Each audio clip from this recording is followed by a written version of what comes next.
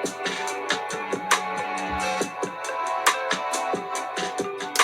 be cramping my style all week. Craving chocolate trees, checking pants, checking seeds, sipping herbal tea, and fighting for menstrual equity. Sheesh. Hey, I get cramps at it. Get cramps at it. Get cramps at it. Get cramps at it. Get cramps at it.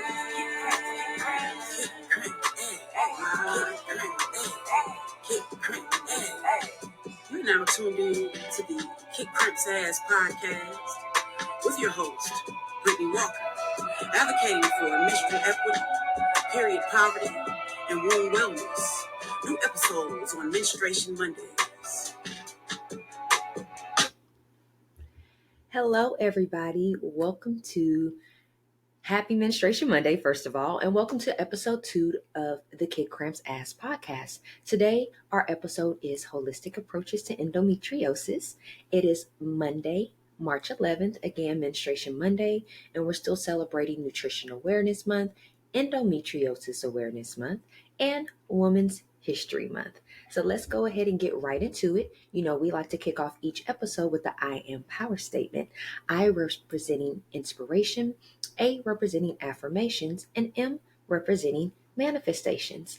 And today's I Am Power statement is, I will read to acquire my own freedom and health equity, knowledge, and healing. Ashe. So we see that a lot of people just do not read for themselves. They don't look into medications. They don't look into nutrition labels. They only go by what a doctor tells them to do or what they may see on the internet. But it's very imperative that you read for yourself, because the knowledge that we are giving you guys, it's available. It's out there. We just want to spread more advocacy and bring more light to the situation. So it's not such a taboo to talk about endometriosis. It's not taboo to talk about your menstrual cycle, all right? So let's go ahead and keep it moving. So the quote of the day is, let food be thy medicine. Thy medicine shall be thy food. And that's from Hippocrates. So guys, that's a philosopher from centuries ago. Centuries. We're not talking about last week. We're not talking about even in the early 2000s. We're talking about centuries ago that food was declared as medicine. All right. So just keep that in the forefront for today's conversation. Now, the tea of the day, you know, we're always sipping on something. It is definitely our cramp elixir, as you can see here on the screen for those of you who are on YouTube and Spotify watching the actual video and not just listening to the audio. But we will put that we'll put that information in the description of our bio, because you can locate it at our website at kickcrampsass.org on our online store. All right, guys. So let's definitely get into it. Let me get one little sip in before we get started. All right. So last week we did open the season honoring, again, Nutrition Awareness Month, with me being a plant-based nutritionist and having a love for discovering how food is medicine for the body. We're going to keep that moving. And even though we're going to be focusing on Endometriosis Awareness Month today, we will also be discussing how nutrition is essential for prevention and elimination of endometriosis. So according to the Office of Women's Health, more than 6 million women in the United States have endometriosis. And this is not even calculating the number for those who identify as non-binary, trans men. So those numbers can be even higher if we want to be realistic. Now, with such alarming numbers, spreading advocacy and education is necessary in an effort to combat this uterine ailment. Now, discovering more about endometriosis may assist you in prevention or to support those who already have been diagnosed. So there are many individuals even walking around that have endometriosis, but just think that the symptoms are normal. Their moms experience the symptoms, their friends have the symptoms, their grandmother may experience the symptoms, even maybe their siblings. However, they're not getting properly diagnosed, or they haven't went to the doctor to be diagnosed or even tested. So it's very imperative that you pay attention to common symptoms. The common symptoms happen to be severe menstrual cramps. So even though severe menstrual cramps can be identified as dysmenorrhea, it is also a symptom for those suffering with endometriosis. You also are going to experience pain during intercourse. So you might wonder, why do I have severe stomach pains when I'm having penetration? Or even if you're using a toy or you're even masturbating, you might experience pain, like a funny inflammation feeling after you get done, maybe a sharp needle sensation on your side. But this could be a symptom of endometriosis. You also might experience heavy blood flow. We've talked about menorrhagia, meaning heavy blood flow. However, you can also experience that while you have endometriosis. And the last remaining symptoms are back and abdomen pains. So you might think, well, isn't abdomen pains the same as cramps? Nope, two totally different things. Cramps are more of an inflammation, and the abdomen pain could be maybe a cramp that you might feel, not like like the inflammation cramp, but like after you've ran excessively for an extended period of time, and then you feel a sensation in your stomach. You might feel like a sharp gassy feeling. You might have irritability in your stomach where you feel like you may have to take a bowel movement, but it's not moving, that type of abdomen pain. And then back pain, upper back, lower back, mainly your lower back, that's closer to your root chakra, your uterus, and where all I'm so sorry. My mind went blank for a second. I'm so sorry. Where all your organs are located at, that has to do with the reproductive system. My apologies. And then uncomfortable bowel movements is another symptom. Infertility is a very frequent system. And then you also might have frequent lethargic behavior, meaning you're feeling really tired. You're not understanding, like, why do I want to be so lazy? I don't feel like doing anything. You might want to sleep all the time. You wake up exhausted. You're going to bed exhausted. That happens to be another symptom. So if you are experiencing these, we encourage you to definitely set an appointment with your OBGYN for further assistance. Now, in the meantime, if you are weary right now, or you're just a little skeptical, then feel free to review the various organizations that we have listed in the description of the bio. And these are organizations who consistently champion for endometriosis. They happen to be Endo Black, which we mentioned last week, and we had their information in the description in our bio of last week's episode. But we're also going to include Endometriosis Association and the Endometriosis Foundation of America. All of these organizations could be helpful with giving you additional resources and tools and ways to combat this uterine ailment. So let's go ahead and get into today's study. So we discussed with y'all at the beginning of the season that if we're not interviewing somebody, that we will definitely be looking into research, published research that proves nutrition and a holistic lifestyle can truly help you prevent or eliminate uterine ailments that you're experiencing. So today we're talking about endometriosis. Last week we were talking about menstrual cramp symptoms. This can be fibroids, this can be PCOS, infertility, amenorrhea, which is the absence of your cycle. So we're going to talk about this all throughout season 2 when we're not interviewing a guest. So today's research is nutrition and the prevention and treatment of endometriosis. It's a review. So it's several authors included, main author being Neil Bernard and their colleagues. But the objective was, while over-the-counter medications may be used to reduce acute pain, hormonal treatments are common and may interfere with infertility. So we have to be mindful. Main treatments that they give you for endometriosis is some type of hormonal treatment. And there are ways that you can balance your hormones holistically. And we'll drop information about that as we go throughout this progress. And throughout the season, we will actually hone in on various ways that you can treat your hormonal imbalances. All right, guys? Because if you have a hormonal imbalance in your body, we're talking about endometriosis, but that can also still affect your other optimal wellness components, meaning your mental health, your emotional health, and even your spiritual health, not just your physical. So nutritional interventions may be helpful in the prevention and treatment of endometriosis and associated pain. All of the researchers on this project, and it's 3, 6, 9. We have 11 different individuals in their doctorate that has their doctorate that was able to do this research. All right, guys, and give you imperative information on yes, you really can heal your endometriosis based off of your nutritional intake. All right, so reducing dietary fat was one of the main factors that they discovered out of all of their research. Reducing your dietary fat, we talked about that last week.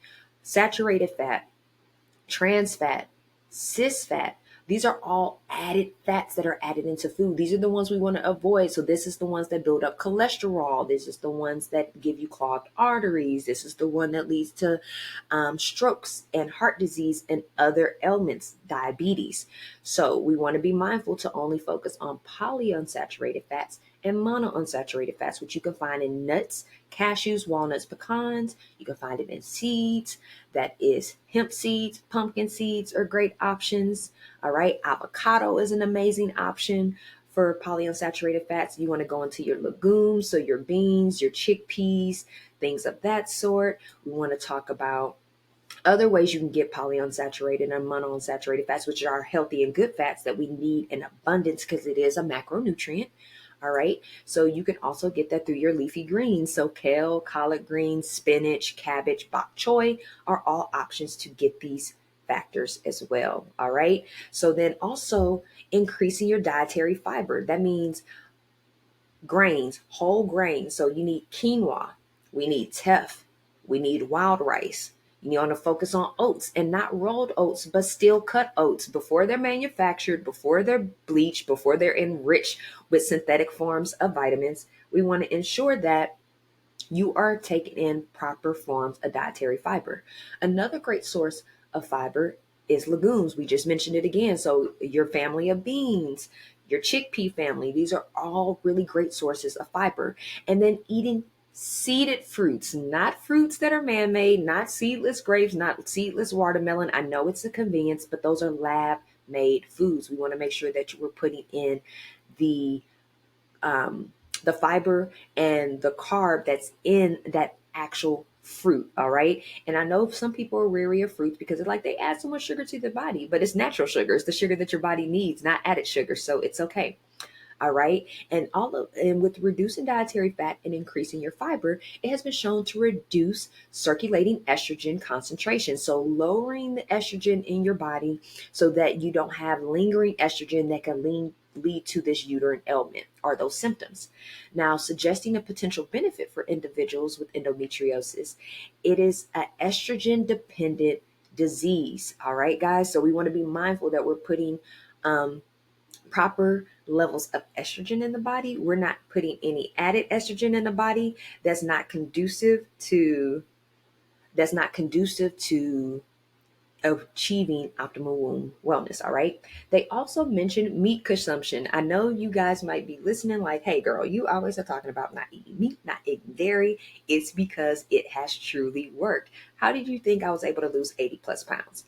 How do you think I was able to get rid of 10 plus illnesses?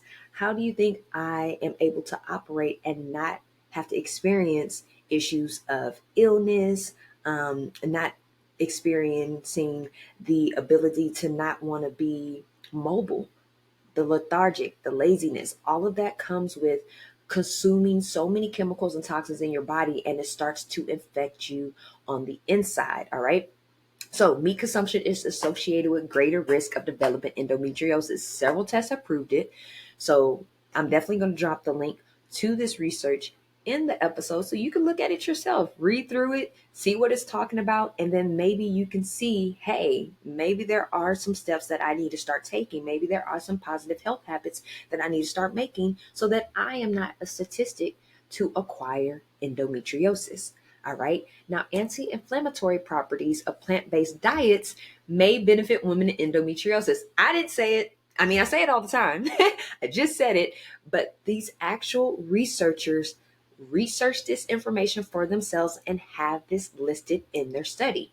Now, additionally, seaweed holds estrogen modulating properties that have benefited post menopausal women and offers potential to reduce estradiol concentrations in premenopausal women.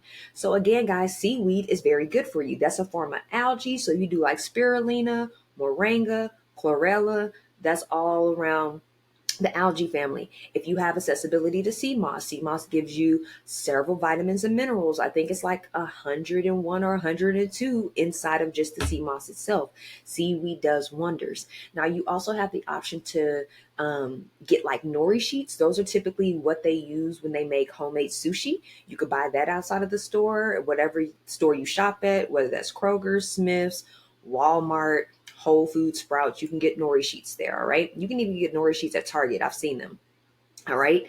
And then moving forward, guys. So furthermore, consumption of vitamin D has been shown to reduce endometrial pain via increased antioxidant capacity, and supplementation with vitamin C and E significantly reduces endometriosis symptoms compared to a placebo or doing a hormonal treatment. So, guys, where can we get natural vitamin D from? The sun. The sun is where we can get natural vitamin D from. You will hear many people say, oh, don't let the sun hit your skin. You need to put on sunblock. Our bodies are made to absorb natural vitamin D. So a minimum of maybe 20 to 30 minutes a day, whether you're walking your pet outside, whether you want to go get some fresh breath, whether you're walking to the mailbox, maybe you're cleaning up around your yard, maybe you're washing your car. Try to get direct sunlight on your skin. It's going to help digest and absorb proteins, nitrogen, and put what you need in the body. It also says to offset it with antioxidants. Well, antioxidants can be found in all fruits. It can be found in leafy greens. It can be found in legumes. It can be found in the whole grain. So everything that we've discussed so far in this episode, mixed with sunlight, direct vitamin D is going to be essential for you. Yes, there are a lot of foods fortified with vitamin D, but those are synthetic forms of vitamin D, meaning that it's not the most best option. It's not the most realistic option that's going to give you the best form of that nutrient. All right. So we have to be mindful of that. We want to try to get the most whole, nutritious form of each one of these nutrients. All right. Vitamin C and E, we could be found in the fruits and the beans and the chickpeas and the avocados and the polyunsaturated fats, the nuts and the seeds. All of these nutrients can be found in these foods. We also just released our resource center, which we'll talk about a little bit more in a second, but we have several recipes that has the nutritional label and facts to give you how much of these nutrients are included in these food items that could be helpful for you as well.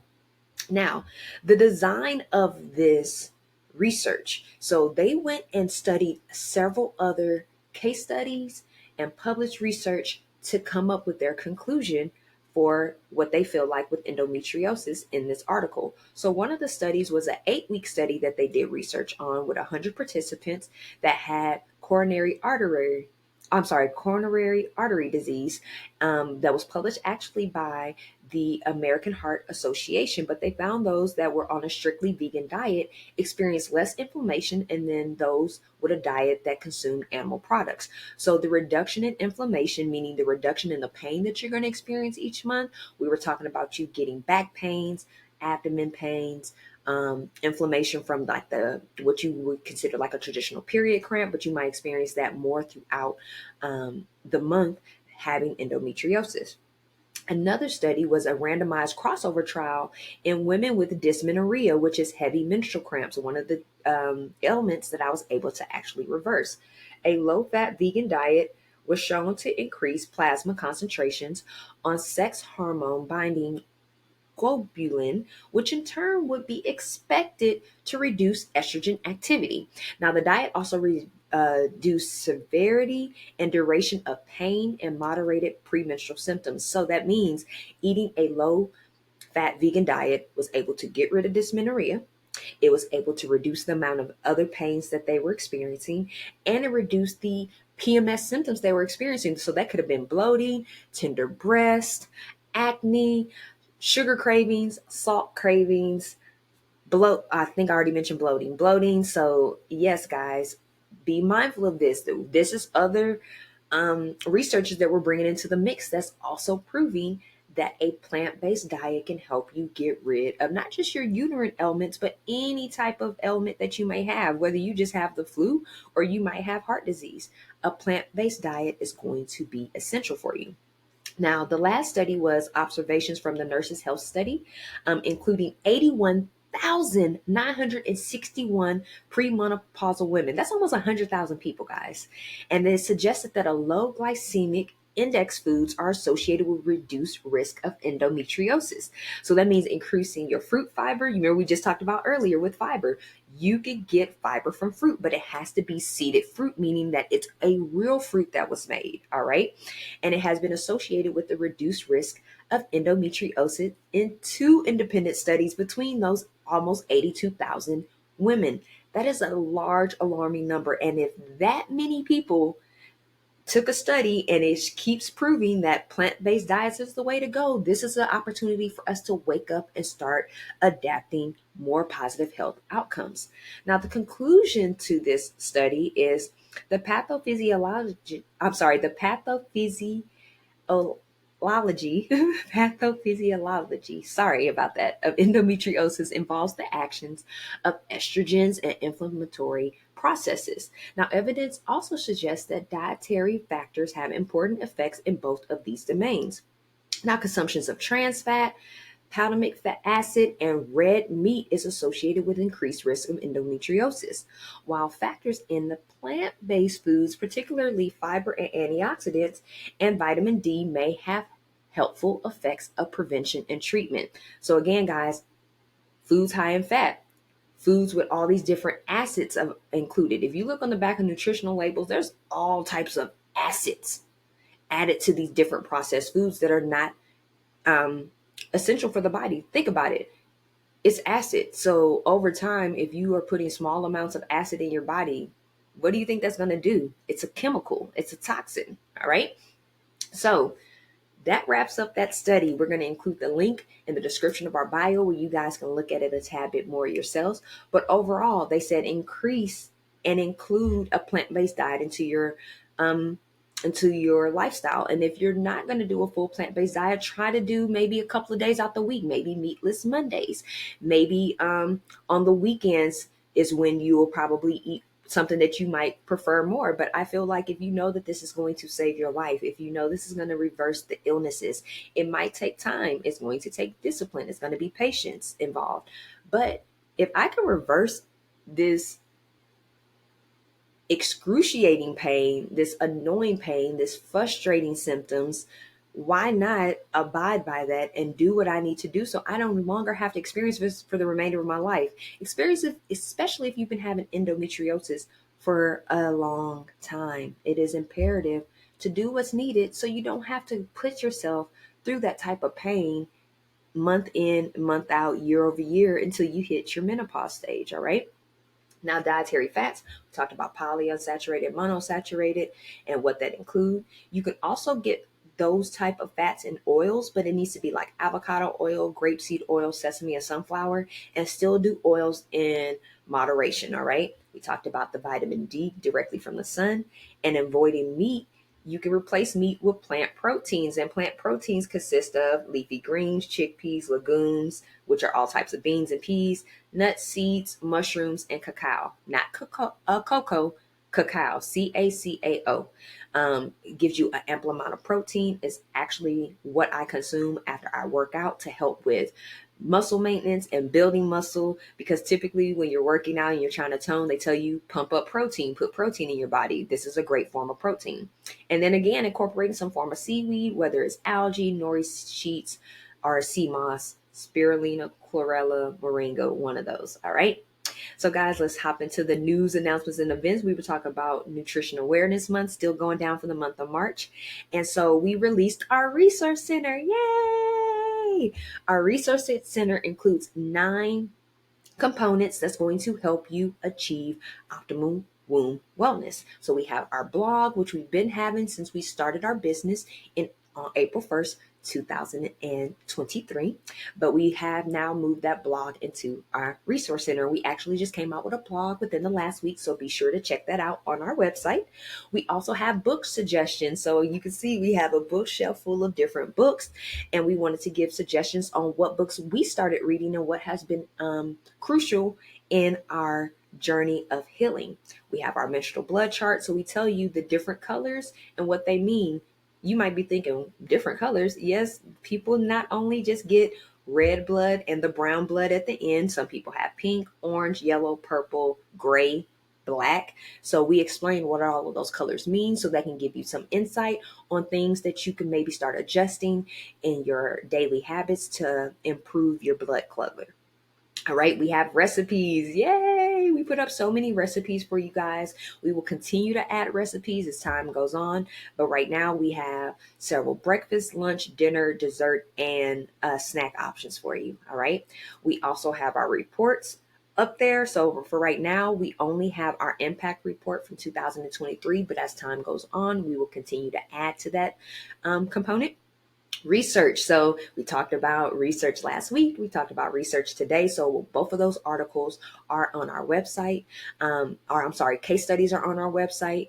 However, as time goes on, we will continue to add because we want to give you a variety of different research options that aligns with the different uterine ailments. All right.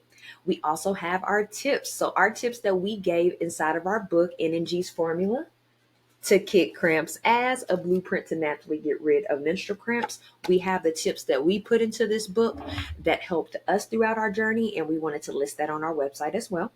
We have wound terminology. So maybe you don't know what amenorrhea is. Maybe you don't know what PMDD is. So we have various uterine ailments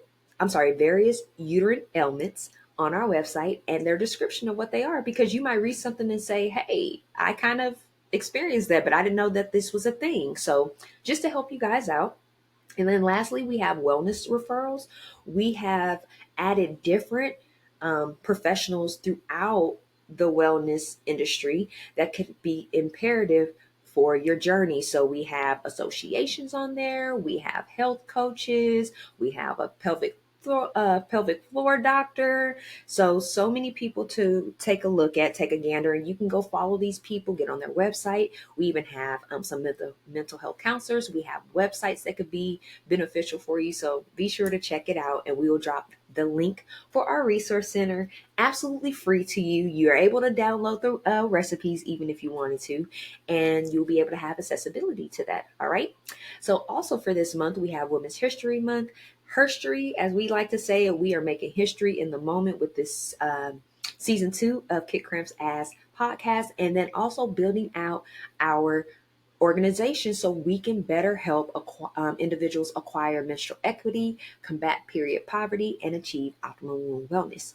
And then lastly, we've been talking about Endometriosis Awareness Month. Again, in the description of the bio, we will have the associations and organizations that we want to refer to you so you can take a look at their resources and tools and see how they can be beneficial for you. All right. So we're still accepting listener mail, so feel free to comment to this episode. You can email us directly, which we will put that in our description as well. contact@kickcrampsask.org, and we'll be sure to answer any questions or concerns that you have. But to recap, we went through episode 2 today, which is holistic approaches to endometriosis on this good old Menstruation Monday, March 11, 2024. Be sure to like our podcast, share it with somebody that you think could be beneficial. That could benefit from it, whether it's YouTube, Spotify, Apple Podcasts, Amazon Music. Let the people know if this is helping you. Let them know so they could possibly help them too. All right, guys. And then be sure to subscribe to our website where you can keep up with our newsletters, discounts, events, resources, and tools that we have going on. And also subscribe to our YouTube channel, because in addition to our podcast, we have wellness tips. We have exercise moves to help you get rid of menstrual cramps. We have yoga and Pilates moves to help you get rid of menstrual cramps. So additional content that could be helpful for you. All right. So if there's not anything else, we want to send gratitude to all of you for tuning in, getting your weekly dose of how you can acquire menstrual equity and achieve optimal wound wellness. All right, guys, we want to thank you so much for tuning in today. And we're manifesting a positive, productive, and peaceful menstrual journey ahead. We want to send a positive, peaceful, and productive week ahead for you and the remainder of the month. And we'll be seeing you next Monday. Peace.